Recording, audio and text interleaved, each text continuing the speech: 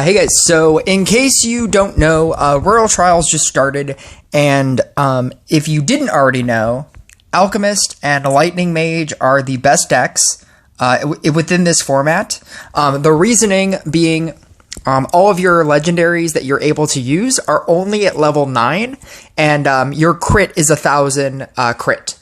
All of your equipment and all of your heroes are of your own accord, so that is going to modify different battles. But the best overall deck is either a Lightning Mage deck or a Alchemist deck.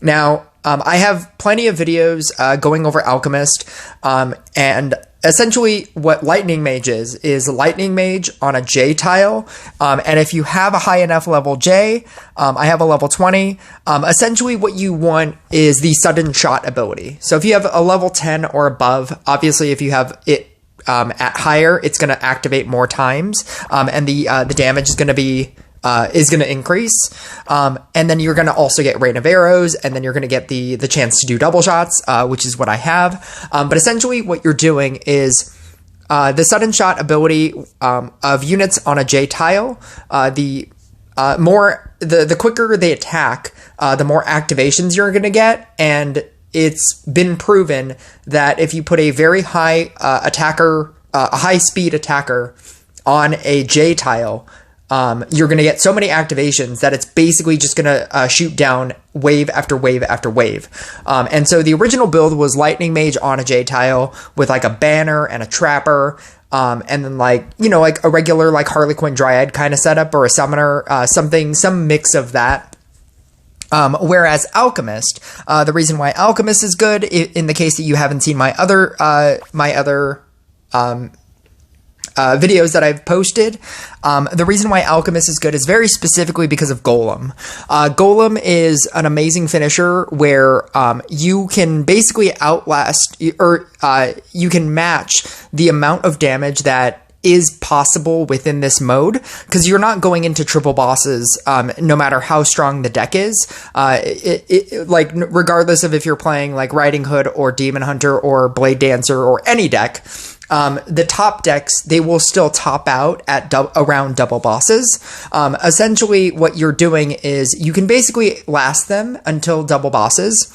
And then when one of you would die, essentially what you're doing is you're sacrificing, you're leveling up all of your alchemists and then merging them out, and then you can basically bedlam them, or you can shove a whole bunch of golems in their face, and then like right before a warlock, and then the warlock keeps hitting them, or a grandmaster, or any problematic boss.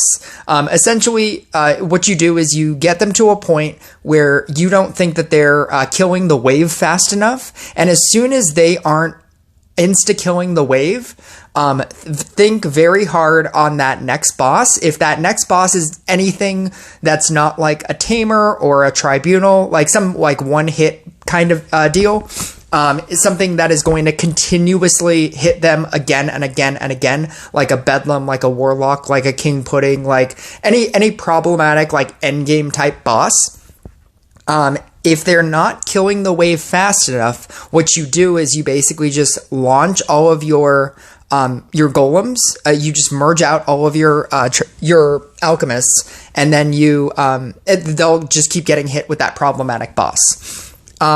The talent setup is usually Invigorating Elixir. I really like thermonuclear reaction as opposed to Successful Experiment.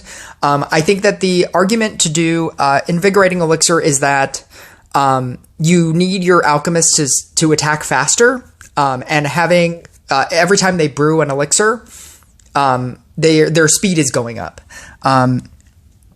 And then with thermonuclear reaction, your auto brewing, even if they didn't brew an elixir and they have the elixir symbol, thermonuclear reaction, it'll automatically brew it. And then you'll automatically get the stack. And then obviously Golem. I did a hybrid, and this is my take on that deck. What I found was that if you just put a Lightning Mage or a Boreas, obviously off of cooldown, if you put a Boreas or a Lightning Mage, you can sub out that spot. I think Boreas is obviously better on a J tile because it's doing the exact same thing that a Lightning Mage does, but arguably better. If you put that on onto a J tile and then use all of your Dryads to upgrade that, as opposed to using the Alchemist damage to neutralize the field, because Alchemist tends to deal damage kind of like a Corsair, where it doesn't do a lot of initial damage, so whatever boss happens, you're basically going to get hit multiple times with bosses, because it still has to move so that it can exist onto, or it has to, the boss has to move so that it can land on your puddles, so that it can deal damage.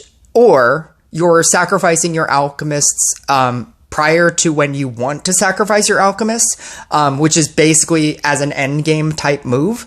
Running this build with either a Lightning Mage or a J as a separate side quest, I think it does more for this deck. You can judge this. You can do the straight Alchemist build, and if you want to do the straight Alchemist build, watch my old videos. There's also a video where I did where I was battling against a Lightning Mage build. That's basically the two separate builds.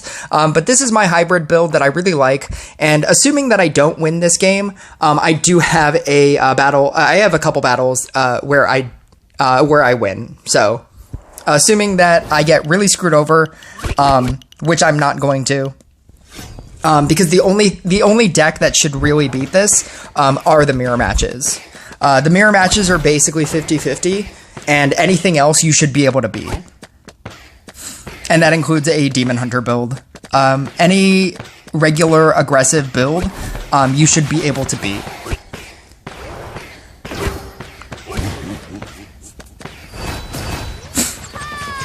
I do have a counterspell on my Amulet of Weakness. I am running an Amulet of Weakness just to give them a slower attack.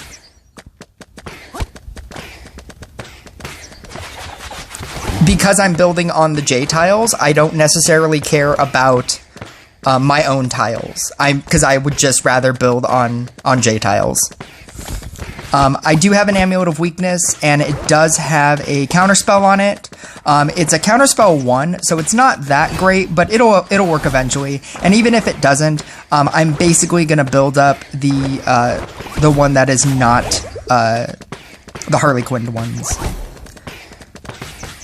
You're basically just using every single ounce of all of your Dryads to build up the J-tiled Boreas or Lightning Mage. Mana increasing it is also going to affect its speed, and so definitely do that. The more speed that you have, the more J activations you're going to get. I'm going to take this one off of here. I'm going to take that one off of there. I'm going to take that one off of there. I'm going to take that one off of there. Was that like the luckiest Fairy of Growth that you've ever seen? That was insane. I also have Abundance, so I'm getting a bonus off of that.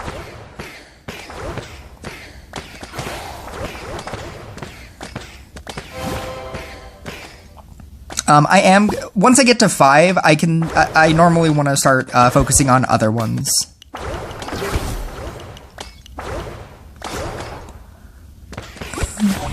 Two. I'm trying to take these off of, there's my counterspell. And as long as it doesn't hit a Harlequin Dryad, I should be fine. Oh, I didn't even need to upgrade that. That's fine. I'm gonna upgrade this guy. And I was just trying to get the last Boreas on the last J tile. Every other Boreas you can just merge out because you don't need them. And at this point, you'd rather have more Alchemists just to do that endgame type merge out thing that I was talking about earlier. I'm gonna upgrade this one.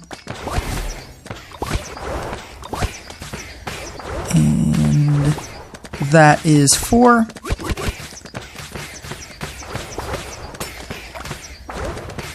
I'm going to level up this one, and so that I can use my summoner ability, just to get a free unit.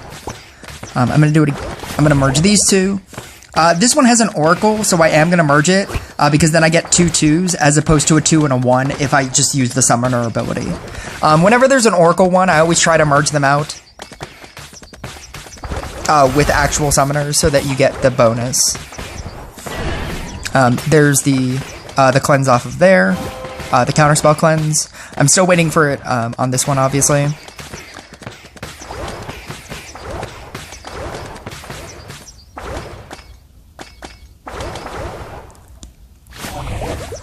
He's playing Demon Hunter, and he's deciding to build on one of my weakness tiles, so that's pretty good for us. I don't know how that choice happened.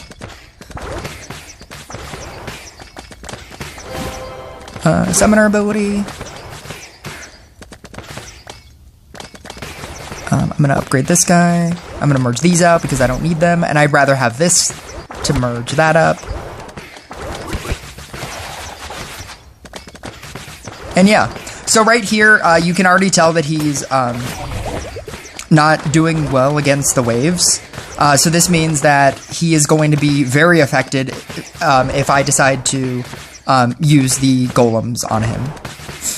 I can utilize all of these regular dryads to upgrade the 2 level 1s. They will become level 2s, at which point you can then auto merge them to the level 2s, and then you get 4 golems sent to them, which is what I'm going to do here. You basically want to do it as soon as it starts to look like they're not able to deal with the regular wave. Because if they can't deal with the regular wave, they're not going to be able to deal with the boss. And Gorgon is a pretty problematic boss.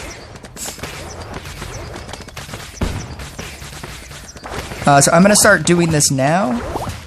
So that by the time they launch, it should be right before, somewhere in that area. It took me a little while to figure out the timing, but that is the timing. And I still didn't kill him. It's fine.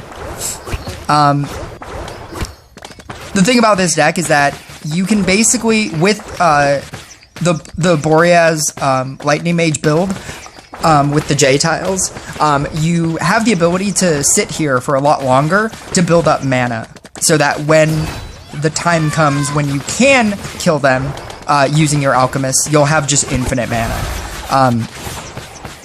Back when I used to use Alchemist build, I used to have to merge out Alchemists because I couldn't deal with the wave. It wasn't dealing with the wave efficiently enough, and I found that switching to this build helped that problem, because the Lightning Mage J, Lightning Mage / Boreas J combo, it's just so much damage. It's insane. I've won 3 games in a row with this. It's very good.